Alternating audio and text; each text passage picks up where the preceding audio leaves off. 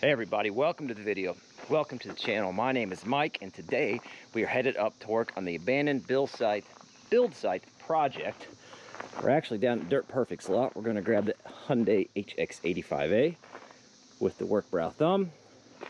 We're going to throw it on the pintle hitch. He does have a load of dirt on the C8500, but I gave him a call, just double check it was okay to borrow it real quick tonight. He said go for it, so that's what we're going to do. First things first.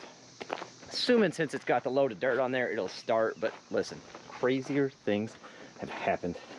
That is west, by the way. It's about 7 o'clock right now. Let's see if we can...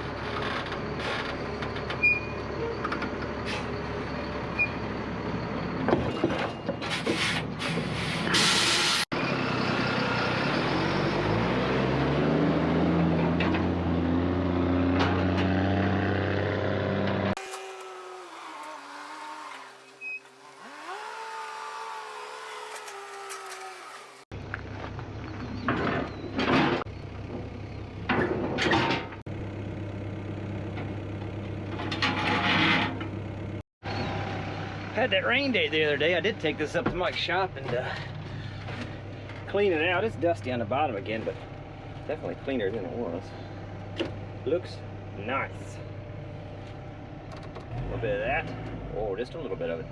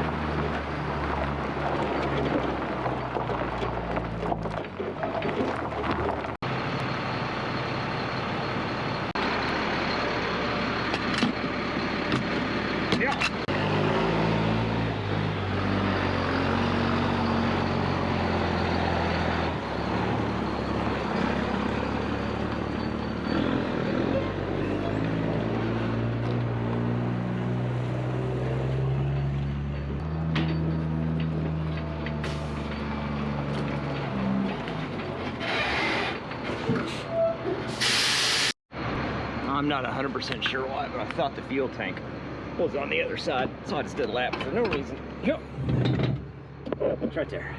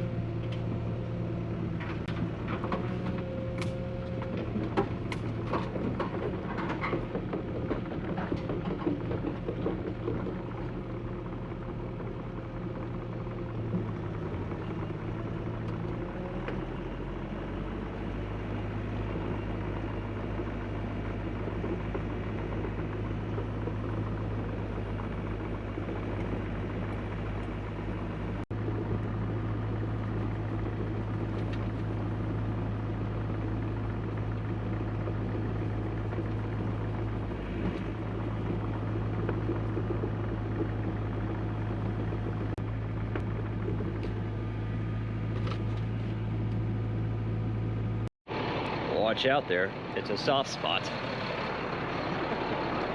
Okay, all right, we're out.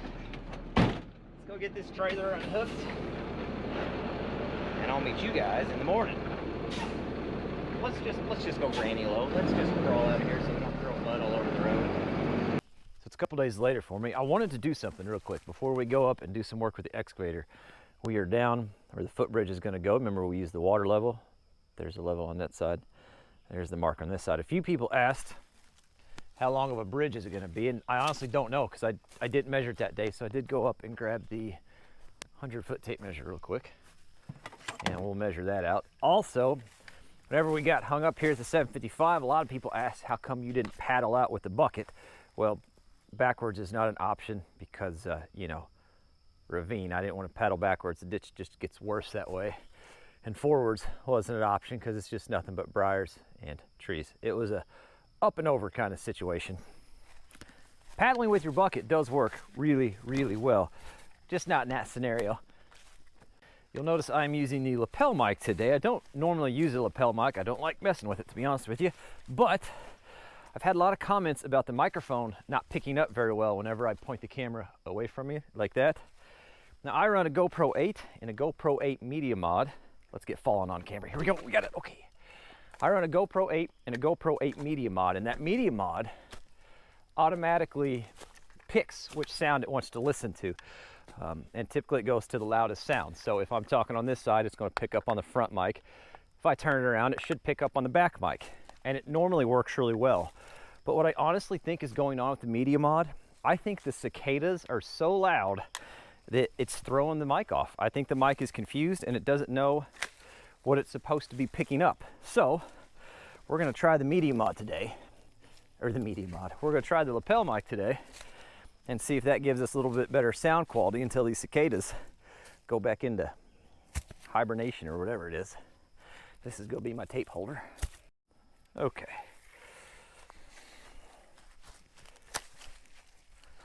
Let's see what we've got here. Where are we at? About 24 feet. That's not too crazy.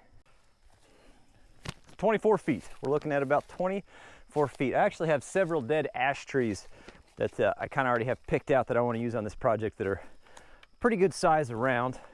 People ask if I want the side-by-side and tractor across. That would be the ideal goal, but we'll get whatever we get. And we won't throw a fit, right? Right. Let's go up to the excavator.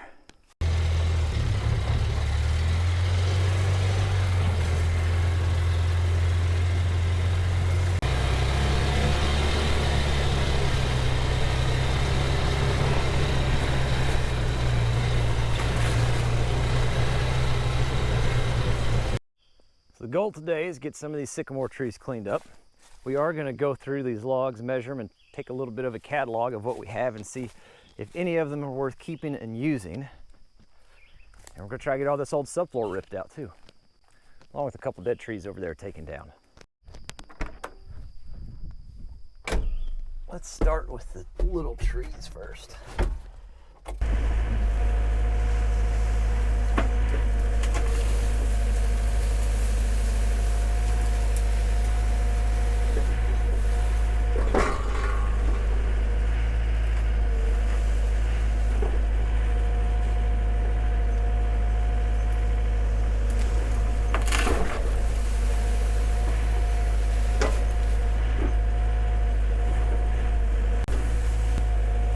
I didn't want to bush hog in this section because there's quite a few little, well, hi there, Mr. Horsefly, if you could get on out of here. Yep, there we go.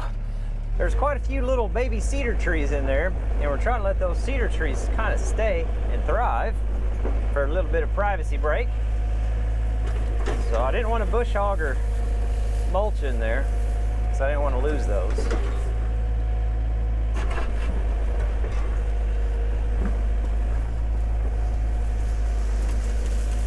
Nice thing about these sycamores, you really don't even have to run the thumb that much. Sycamores are a pretty flexible tree. You can pretty much just wrap them around the tooth and pull them on out, like so. Whoops.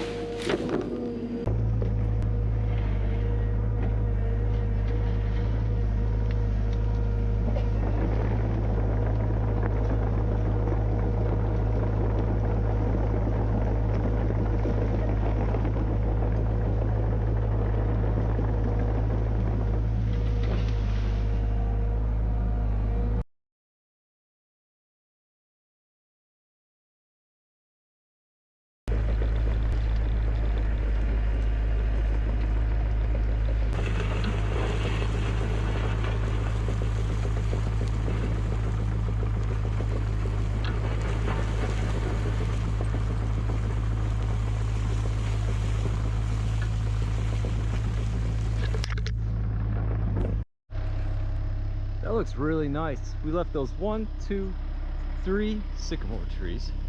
Sycamore trees aren't really good for any timber of any kind. I'm sure they use them for pallets, but that'd probably be about it. But I just think they're a pretty tree, honestly. And for yard trees, which is what these will be, they'll be perfect. A couple years with some sun on the sides of those, they'll spread out, canopy out real nice. Little cedar tree poking up right here. There's a few little cedar trees poking up right here. They'll have quite a bit more sun too, so they'll come up fairly quick. Cedar trees are kind of a slow growing tree, but that'd be really nice to have those evergreens across there. Looking real good. Let's do that. Should we do that? We should do that.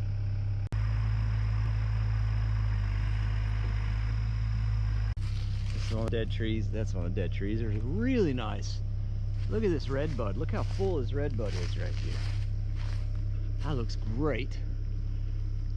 A couple oaks there, maple there. Got this little tulip poplar sitting here. Trying to figure out which way I want to take those dead trees. I don't know if I want to take them that way. I want to take them that way. It's not going to hurt anything if it hits that. It's all a matter of what I don't want to tear up over here, I suppose. I really don't want to mess up this red bud. I think it might be best just to shove them out into the woods. Don't want that top to break off on that oak up there and come back at me, you know what I mean? That would be a bad day.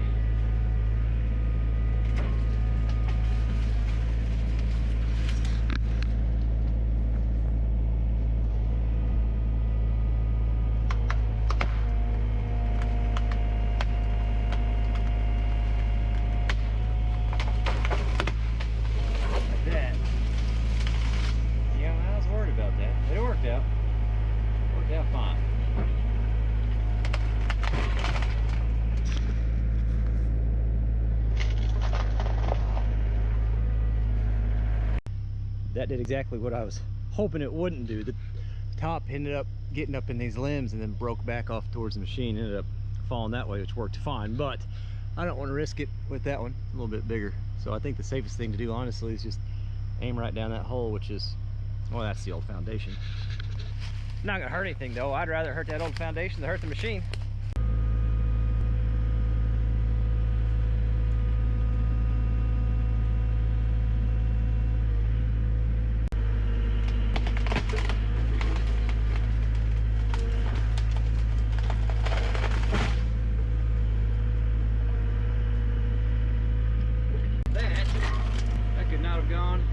It fell right down the side of this little red bud, so it didn't cause any damage to it. And it fell right next to that little tulip poplar out there as well. We missed everything we wanted to miss. Didn't tear anything up. That is as good as it gets, right there.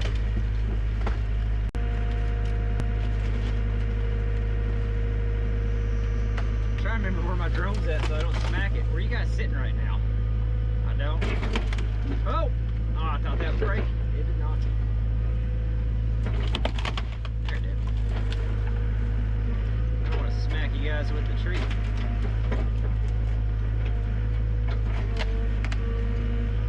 Come off there, please. Thank you. Oh, we'll just go ahead and do that.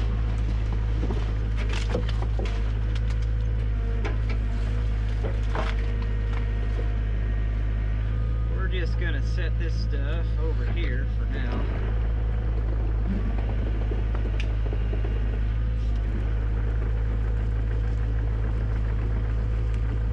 You'll notice we're not burning anything today. It is dry.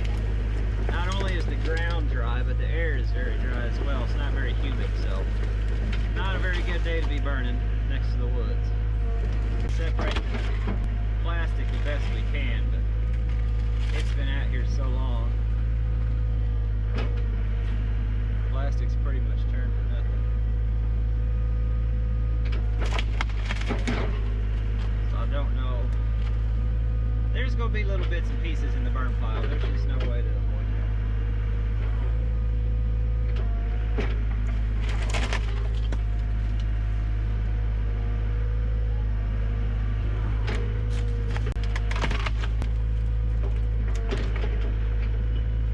Probably just throw all this stuff in the inside.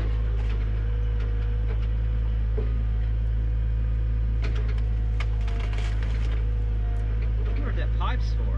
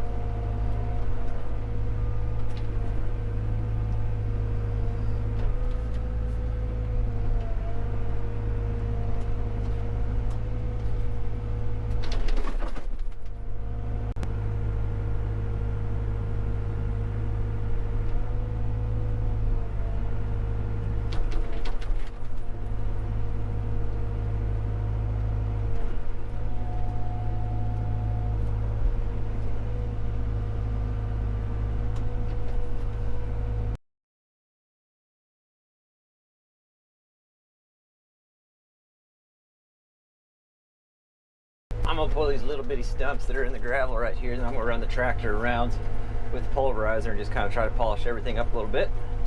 Then we'll move on to those logs. That's the plan anyway.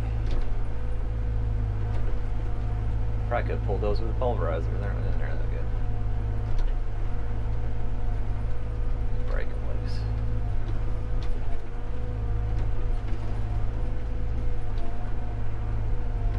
Yeah. All right. Tractor time.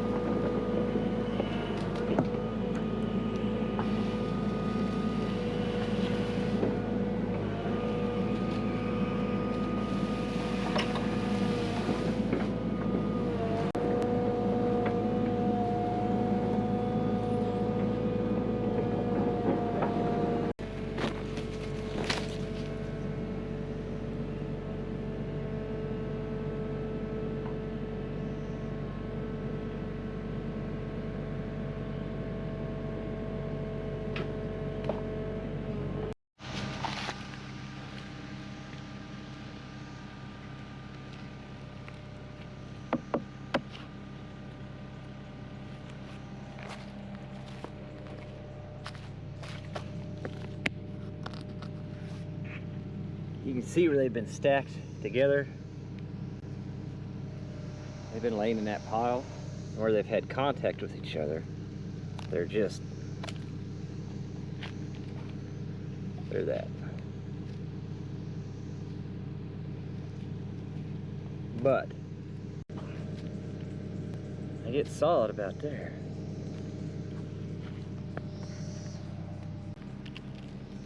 Let's get a few more laid out here. They are tagged, but they've been out in the weather so long. No! You sly.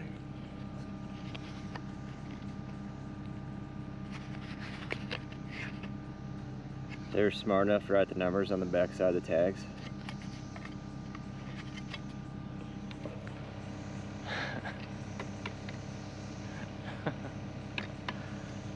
Okay. Well. Interesting. I don't know what that means for us because I don't know how many of these are going to be able to be used, but that is interesting.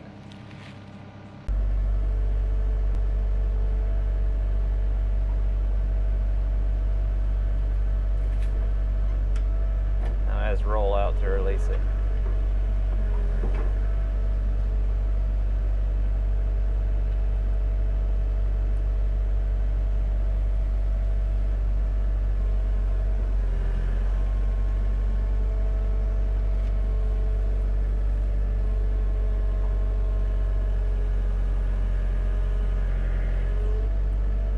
This one's really bad shape.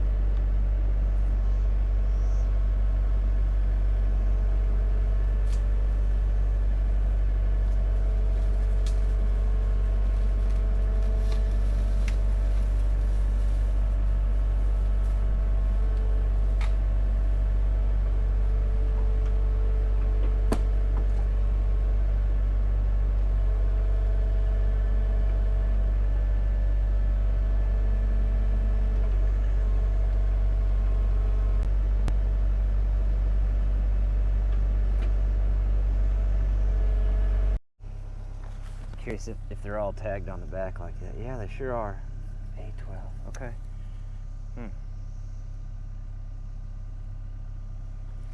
Like I said, you can see where they're in direct contact with each other, but they're not. I mean, there's soft spots for sure. Like there.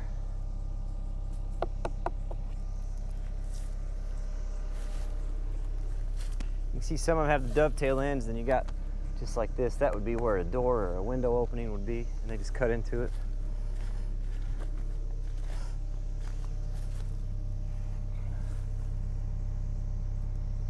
This one's just, yeah, some of these are going to be complete losses, that's for sure.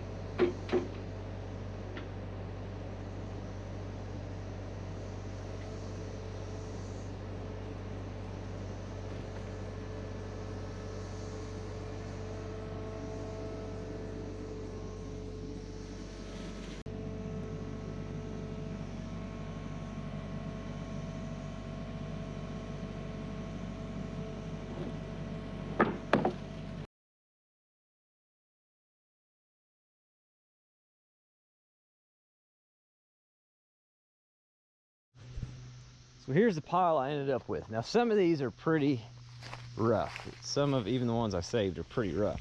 But I'm hoping, you know, kind of maybe further in the log, it's not too bad. It is really cool that we found the numbers D2 on the back, oops, on the back of these tags. But it's not really going to do any good for us because we're not going to be able to use all these logs. Here's my optimistic and I think realistic goal for the logs that we have. Whenever we do this, if we take those logs and we build an interior wall here from this corner to that corner, so you can see both sides of the logs there. Obviously on this room you just see this side in the corner, but you'd be able to see both sides of the log there as an interior dividing wall.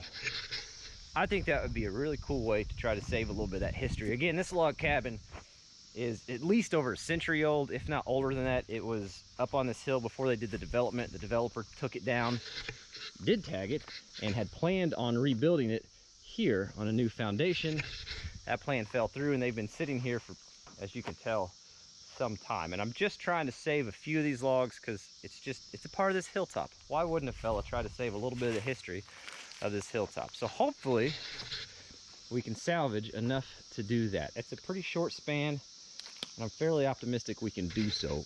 My plan for these now, they've got lots of airflow. There is lots of space in there. I'm just going to leave them open like this and let them air out for, well, for a while. Probably a couple months at least, to let them get dry. I am going to leave them open to the elements for now because I'm hoping the rain washes some of this stuff off. I'm pretty positive a few more months of rain on top of these aren't going to make them much worse than what they are now. And if anything, like I said, it'll help clean them off a little bit. And you get that dirt off there, they'll help dry a little bit better too. I am excited. I'm optimistic enough that I feel like we can get a wall from that point to that point. It's not a huge dividing wall. I think we can get enough picked out of there to do so. Lots of airflow though, which is good.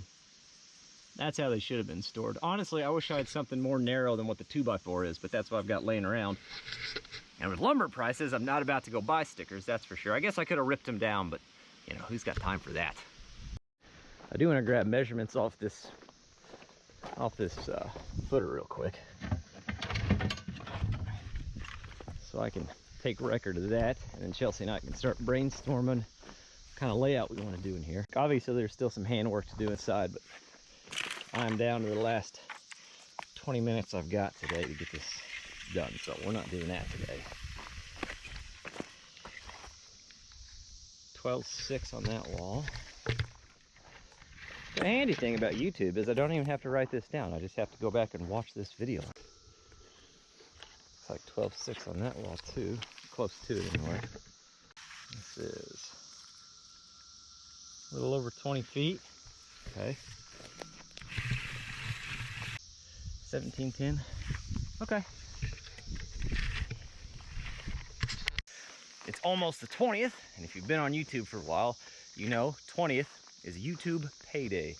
So that means it won't be long and we'll be back on the YouTube yacht project. Back on that site. We'll be able to get the stone ordered, be able to get all the plumbing picked up, and the waterproofing, so we can get the backfill done around the backside of the YouTube yacht, get the subgrade plumbing in, that'll go beneath the concrete floor, and then get that all backfilled and ready for concrete. So that's pretty exciting. That'll be coming up soon as well. We said in the beginning, the whole reason we went ahead and got this property is it'd give us something to work on while we're waiting for revenue on the YouTube yacht project to come in. And aside from the $40 water level and fuel in that, and fuel in the 755, we haven't really spent anything yet. I think we've got a lot of progress done for the amount that we've spent so far. So I'm pretty happy with that, very happy with that. In fact, I hope the lapel mic worked okay today. I'm not gonna wear this every time. I'm just not, mainly because of this right here. It gets snagged on everything. And that gets pretty old pretty quick. I may look at getting a wireless mic at some point in the future, but right now it's just not in the budget. We'll see how it goes in the long run though. Go ahead and get my tools picked up. And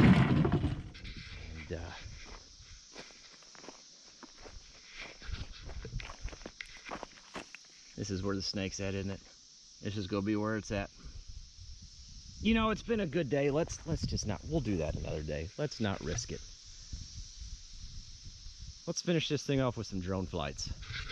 I hope you guys enjoyed the video. I hope you're enjoying all the projects. Like I said, we'll be back on the YouTube yacht project probably in the next 2 weeks, which I'm real excited about.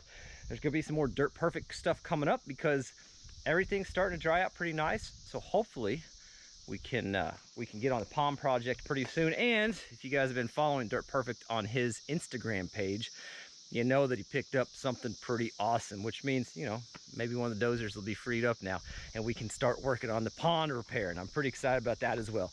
As always, thanks for watching. We'll catch you on the next one.